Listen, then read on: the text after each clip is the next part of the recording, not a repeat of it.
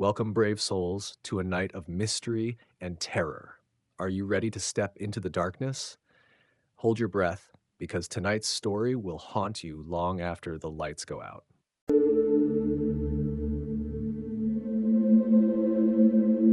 This has been a difficult account for me to record, but a necessary one. I never imagined that I'd be given the opportunity to tell my story and speak to my people. Even if my communication is indirect, a message transmitted across vast light years from the far side of the galaxy. I am a human being, still recognizable despite all the modifications made to my physical body. I was born on Earth many decades ago, but I was taken from my planet when I was still a child, and I've accepted the fact that I will never see my home again. I haven't thought about my fellow human beings for quite some time. After all, my life has taken me to all corners of the galaxy, where I have met numerous exotic aliens and visited extraordinary worlds which would be beyond your wildest dreams. And yet here I am, speaking to the peoples of Earth and trying to regain some of my humanity, because recent events have sharply reminded me of who I am and where I come from. I'm not going to recount my entire life story, but a brief history is necessary to set some context. My early years were unremarkable and surprisingly peaceful when I consider what happened in the period that followed. I was born on a small farm in an isolated rural community. My family wasn't wealthy, but we were happy and safe. Sadly, I only have fleeting memories of my parents and younger siblings. Images etched into my brain of birthday parties, playing in green fields and bedtime stories. These were the good times, before I realized how vulnerable we really were. When I was young, I looked up at the night sky and faraway stars with a childlike sense of wonder.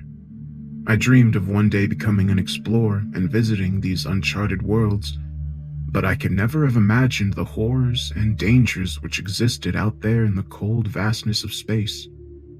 My childhood ended one summer night shortly after my 9th birthday. That's when the Astri came for me and my family.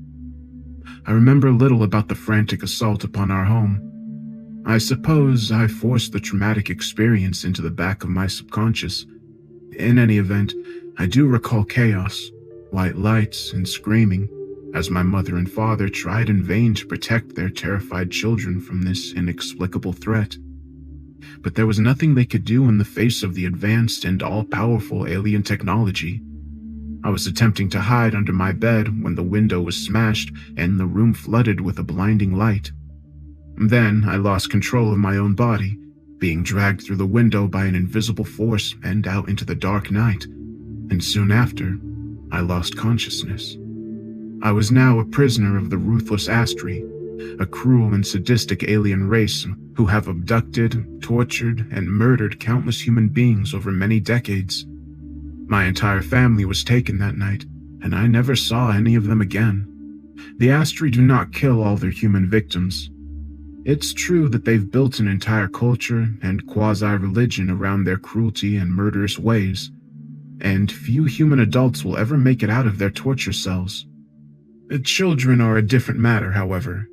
The Astri like to retain youngsters and sell them onto various other nefarious actors as slave labor. This was to be my fate. I can only assume that my brother and sister were also enslaved, but they must have been sent to a different camp than the hellhole I ended up in, because I never saw them again. As for my parents, I'm afraid they likely suffered horrific deaths at the hands of those monsters. The next 6 years of my life is not a time I like to recall. My training at the Astri hands was typically brutal, with discipline and total obedience drilled into us by constant beatings and electric shock collars. It was hell, pure and simple. I soon realized that there was no hope of escape, and it was all but impossible to fight back against the brutes. Therefore, my sole focus was on survival.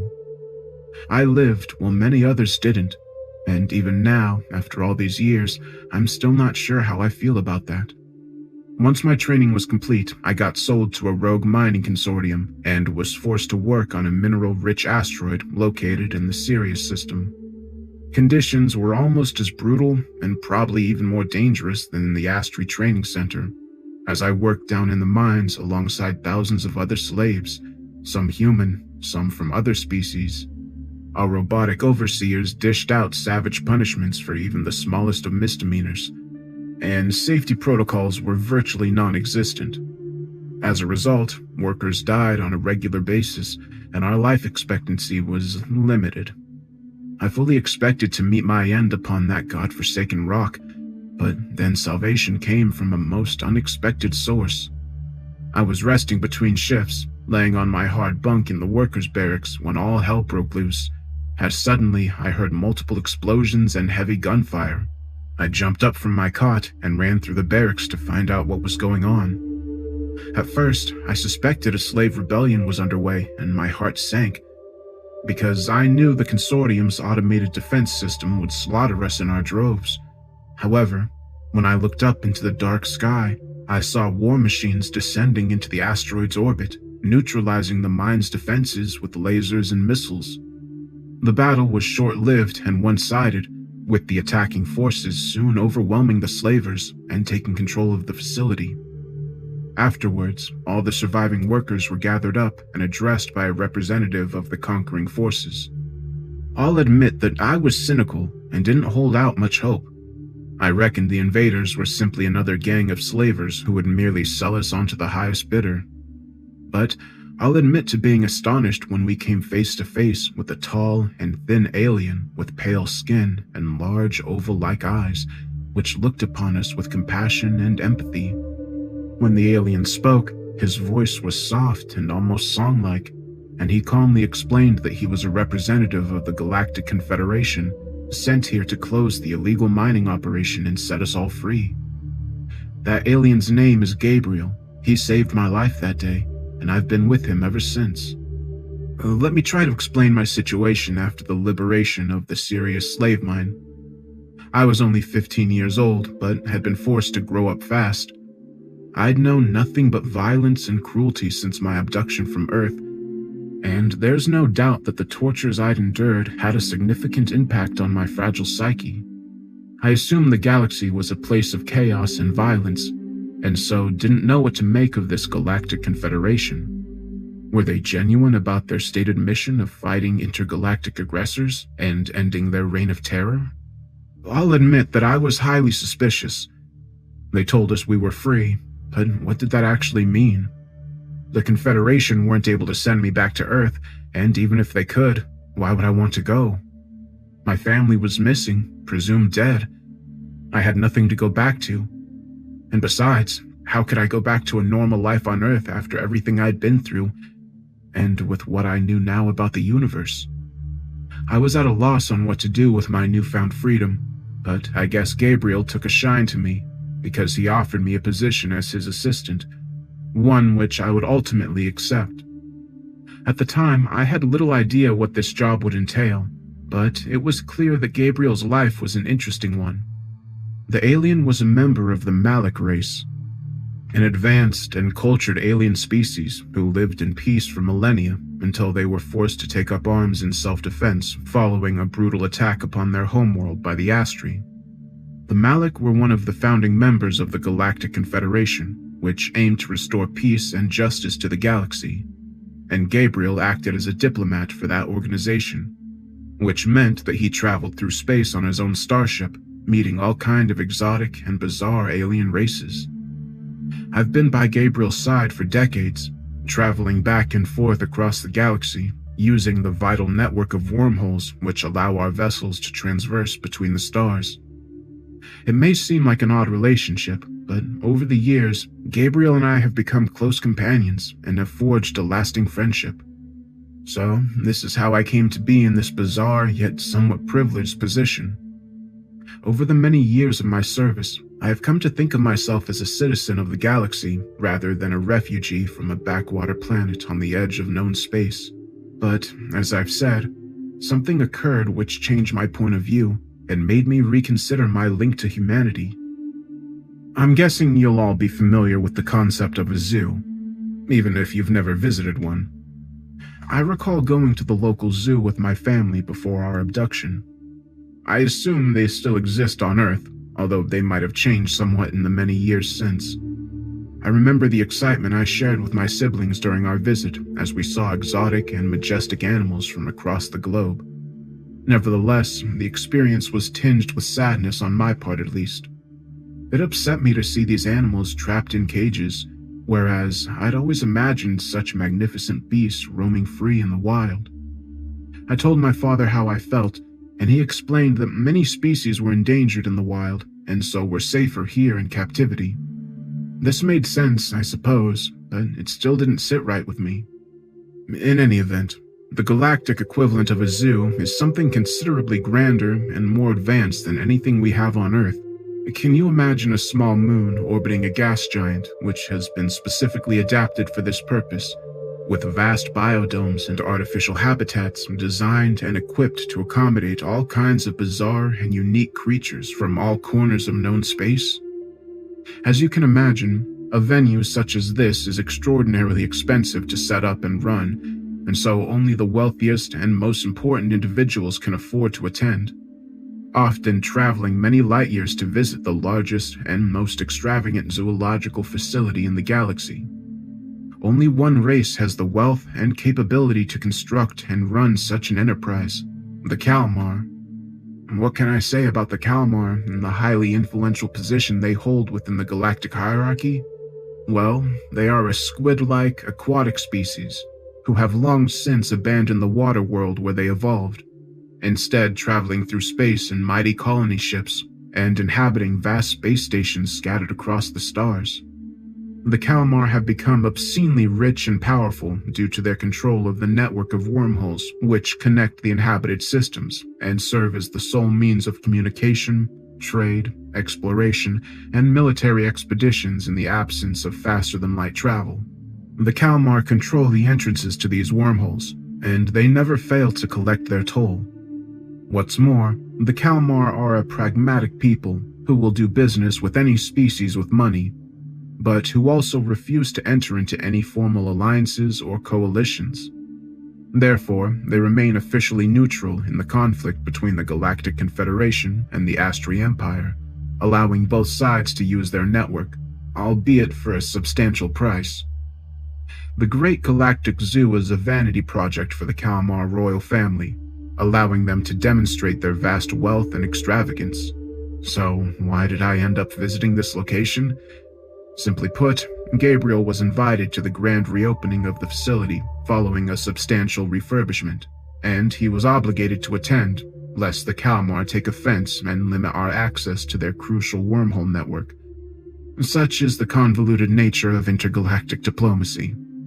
I pondered these matters as our needle ship descended into orbit around the gaseous planet, and I admired its vast rings and atmospheric bands as we approached the ball of icy rock that was our destination. The ship's autopilot slowly and carefully made its way toward the docking station, which was constructed upon the moon's rocky surface. The structure didn't look like much from orbit, but I reminded myself that the bulk of the facility was located below ground, within the hollowed-out core of the small moon. As the AI took care of the navigation, Gabriel and I were left to observe the scene from the observation deck and consider the finer details of our mission. I looked into my companion's dark, oval-shaped eyes, and I felt I could read his thoughts. We'd been working together for a long time, and there were few secrets between us. "You concerned about the mission?" I asked, more as a statement of fact than a question.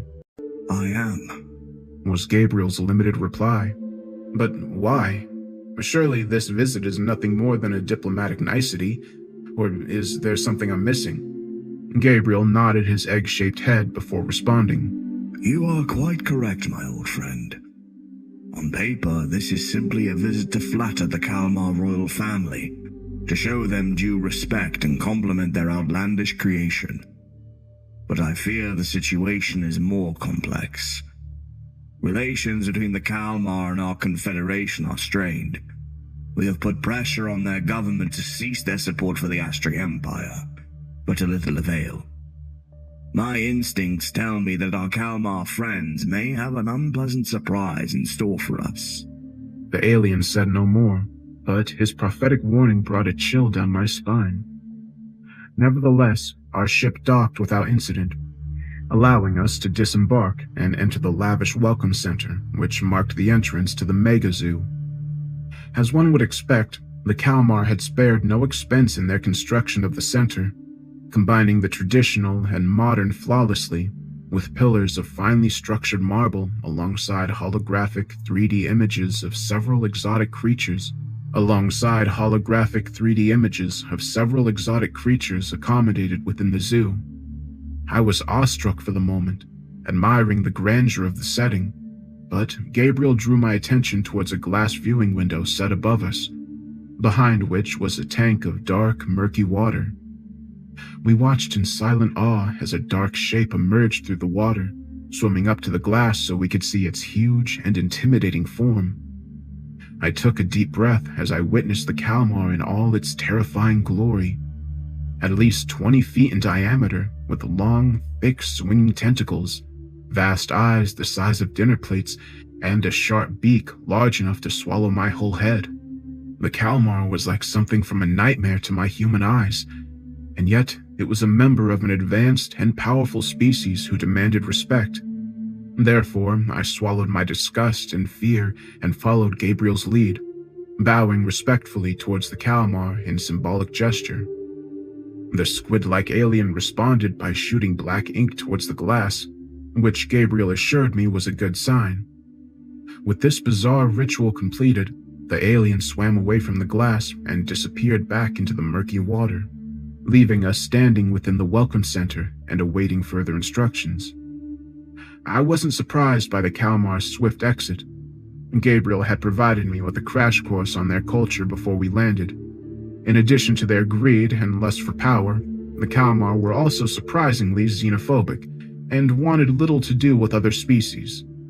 The brief greeting we'd received was the best we could have hoped for, and the logistics of our tour would be left to their robotic subordinates. As if on cue, an automated communication drone hovered over to us, speaking in a friendly tone through its attached speakers.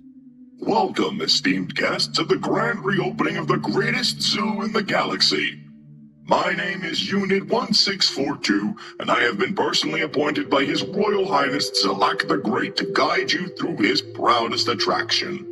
His welcome was addressed towards Gabriel, of course, and my companion replied in a typically diplomatic manner. Please pass on our sincerest thanks to His Majesty for his kind invitation. It is indeed a great honor to attend this prestigious event.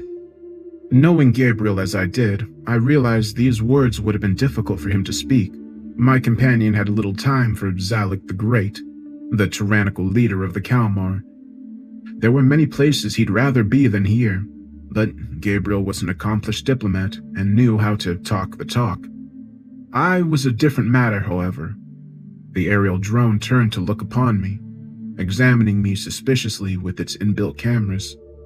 There was a short delay before it spoke again, and I swore I could hear contempt in its previously emotionless, robotic voice. Is this human a member of your party? I was taken aback by the question, but luckily Gabriel answered firmly and without hesitation. Yes, this gentleman will be accompanying me on the tour. I trust this won't be a problem. The robot delayed for a moment, perhaps transmitting the information to its masters upstairs. A tension-filled pause ensued before it eventually answered coolly, saying, As you wish, Ambassador. A thin smile crept across Gabriel's slit-like lips as he said, Very good. Now, shall we proceed? Not quite yet, Mr. Ambassador. We are waiting for a second party. Another party? Gabriel responded uncertainly, as clearly he hadn't been informed of this. Yes. Here they come now. We turned around sharply to look back towards the docking bay, and my whole body froze when I saw 4 creatures approach, their sharpened claws tapping on the metallic floor as they came. The other party were Astri, a family by the look of it. The father stood nearly 7 feet tall, his red scales flaring and his yellow, reptilian eyes burning when he saw us. I noted the visible scars across his tough hide and numerous decorations pinned to his neat uniform, and I guessed the Astri was a seasoned warrior of some repute. The female walking alongside him was only slightly smaller, but just as mean-looking.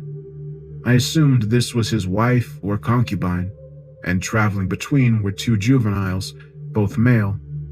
They were adolescents, and so I reckoned they'd already been through the hellish, Agogi-style training which all Astri children were forced to undertake. It's not an exaggeration to say that I was frozen to the spot in terror as I watched the Astri approach. Horrific memories came flooding back into my head as I recalled the hell of my abduction and the tortures inflicted upon me in the Astri slave camp. I tried to push this trauma to the back of my mind in the years since, but seeing these monsters in the flesh unleashed a tidal wave of repressed trauma. What is the meaning of this? Gabriel explained, his normally cool exterior suddenly disappearing. The robot didn't skip a beat before replying. Ambassador, let me introduce you to Admiral Taz, commander of the Astri 7th Fleet. He is accompanied by his wife and two sons. They will be joining us on today's tour. I was told nothing of this. His Majesty believed this meeting should be a surprise for both parties. He hopes this occasion can be an opportunity for reconciliation between the Confederation and the Empire, and perhaps the seeds of peace can be planted on this day. Gabriel shook his head but made no comment.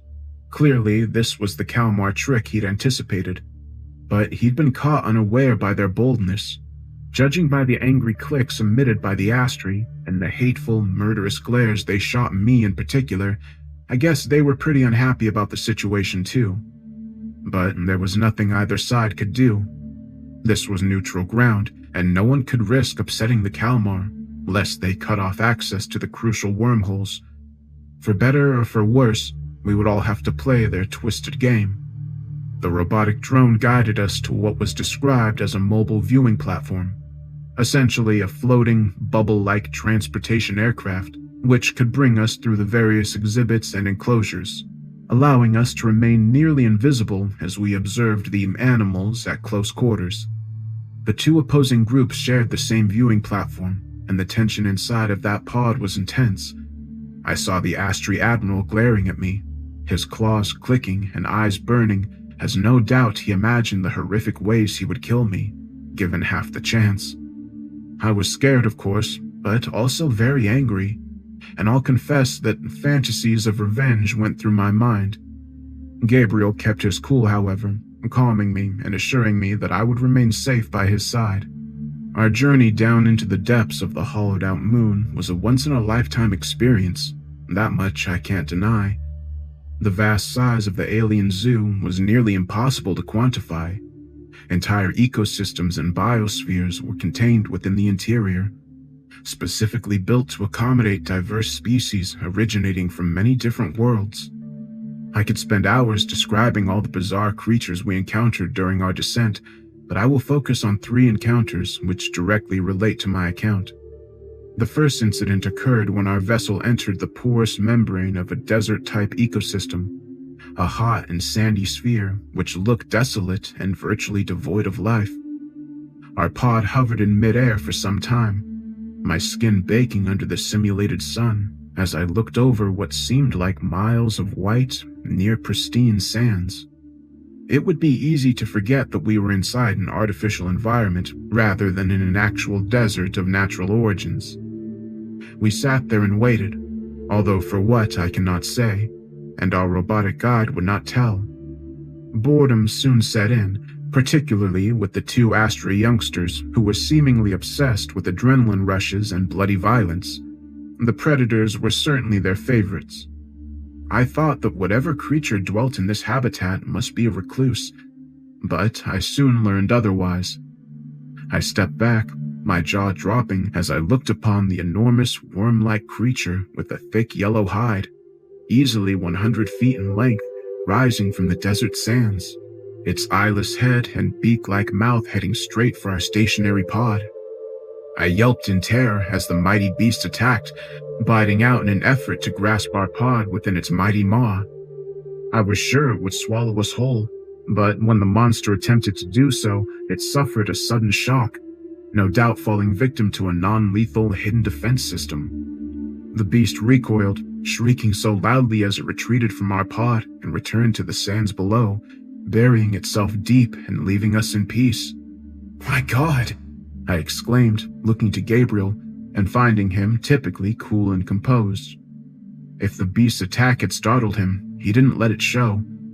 However, our attentions were soon drawn towards the Astri family as a disturbing and violent incident played out. From what I could gather, one of the Astri youths had flinched whenever the giant worm attacked, which his parents considered an unacceptable sign of weakness. Gabriel and I could only watch as the Astri boy's father angrily remonstrated with his son while his mother went a step further, violently beating the boy with her claw-like hands formed into fists.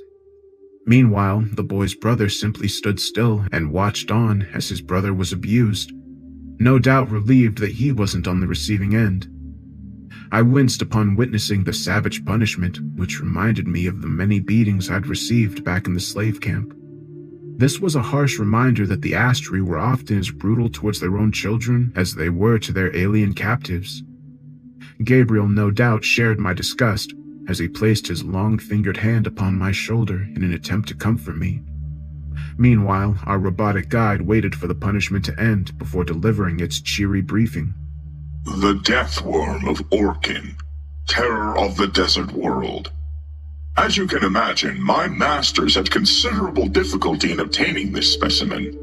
It will never be fully domesticated, of course, but we have spared no expense in installing state-of-the-art security measures to ensure the safety of our guests. It seemed there was nothing else to see in this biosphere, and so we moved on. The next habitat was a jungle environment, one of stifling humidity and thick vegetation, all set under an artificial replica of dual suns. This was somewhere I'd never been, and hope I never will. But nonetheless, the location was chillingly familiar to me, and being here confirmed my worst fears. Welcome to our artificial construct of the Astri homeworld. We hope that the Admiral will appreciate the level of detail, including the authentic vegetation and organisms. The Astri male grunted dismissively, which was perhaps the best reaction one could have expected. Our pod descended under the foliage, allowing us a closer look of the ground level. Among the exotic creatures, we saw a large and red scorpion-like beast with a sharp, dripping stinger on its tail. The beast was perhaps the size of a bull, but it scurried along the forest floor with surprisingly light feet. As we watched from above, suddenly the beast tore across the dead ground, thrashing out with its stinger and impaling an animal which looked something like a deer, except with a horn on its nose and 3 sets of eyes. The stricken animal struggled desperately, but ultimately to no avail, as the poison from the scorpion stinger entered its veins and paralyzed its body. With its grim task completed, the hunter dragged its prey towards a narrow cave entrance, which I guessed was its lair. The Scorpius Queen will lay her eggs inside the still-living flesh of her victim. Once her offspring are hatched, they will feast upon its warm flesh. He paused briefly, turning to the Astri family. But you already know this, do you not? I looked upon the Astri brothers, one still bleeding from the beating he'd taken, the second being physically unharmed, but no doubt affected psychologically. Neither flinched upon witnessing the hunt. They knew better than to do so. Nevertheless, I could only imagine what was going through their minds in that moment. No doubt they were recalling the horrors of their Agogi training, when Astri youngsters are dropped into the deepest jungle and forced to fight and kill to survive. More than likely, the brothers once had siblings who hadn't lived through this brutal ritual. Perhaps they had killed them with their own claws. It dreaded me to think of such horrors. Once we left the replica of the Astri homeworld, our guide droned on in its mechanical voice, hinting at the nature of the next exhibit. It is indeed a pleasure to present the star attraction of our renovated zoological facility.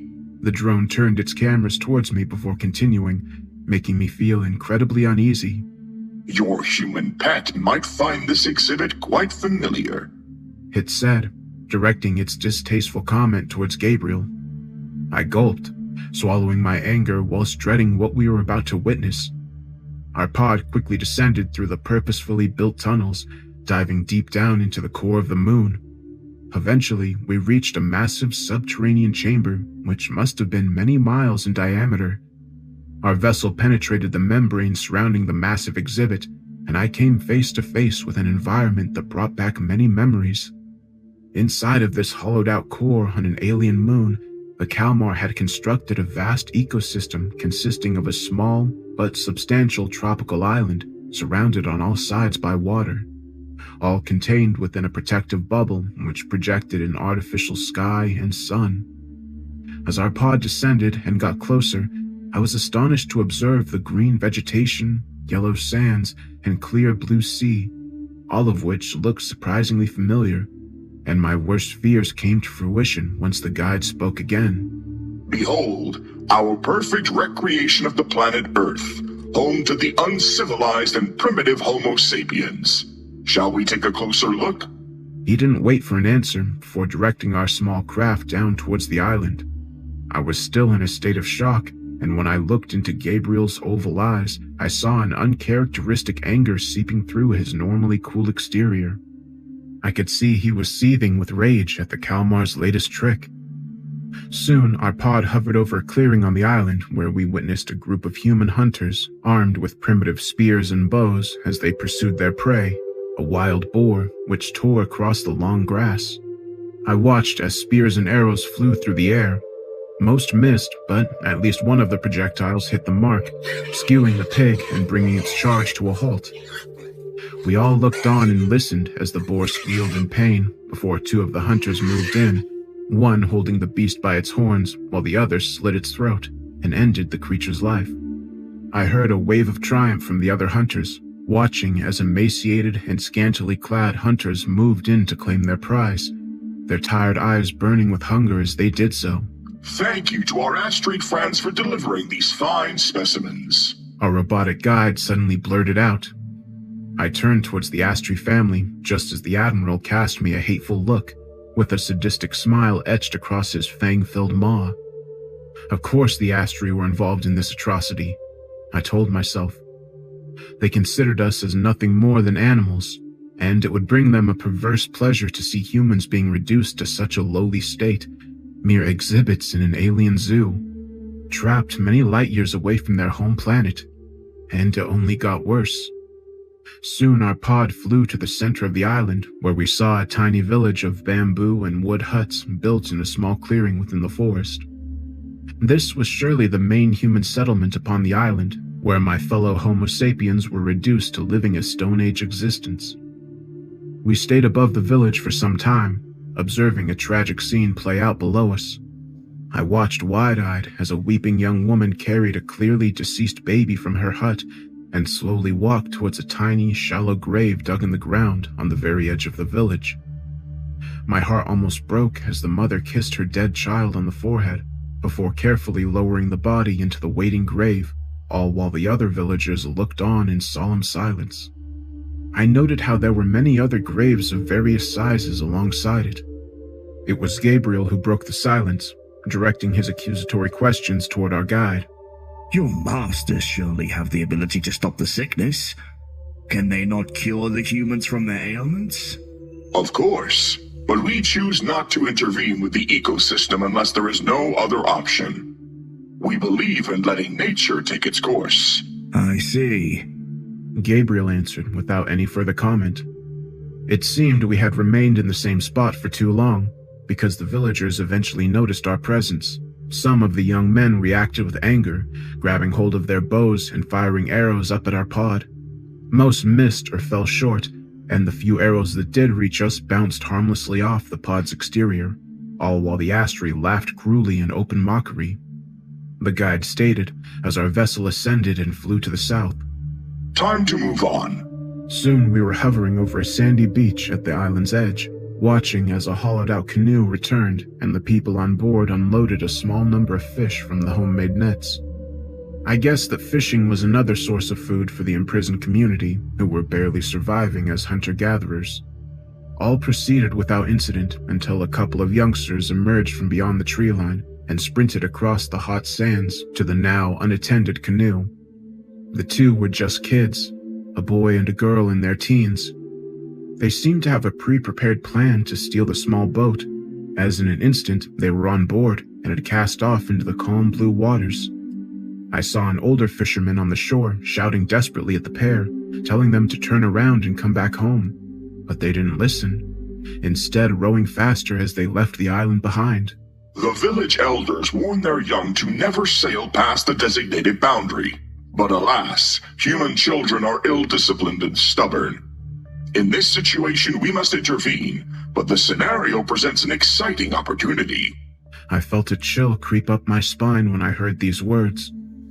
I didn't know what was coming next, but I reckoned it couldn't be good news for the young couple attempting to escape their cage.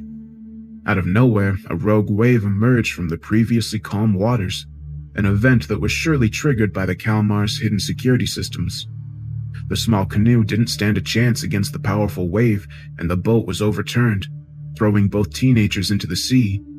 But this was only the start of it.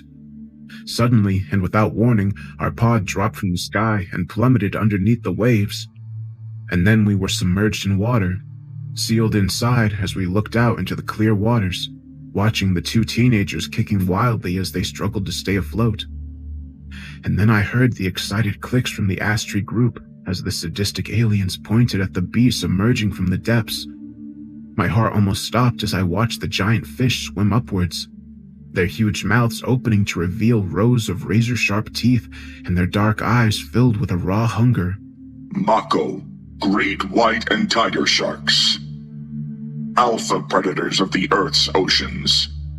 Now we will get to see these magnificent hunters in action. I was frozen in horror whilst watching the trio of sharks rapidly ascend.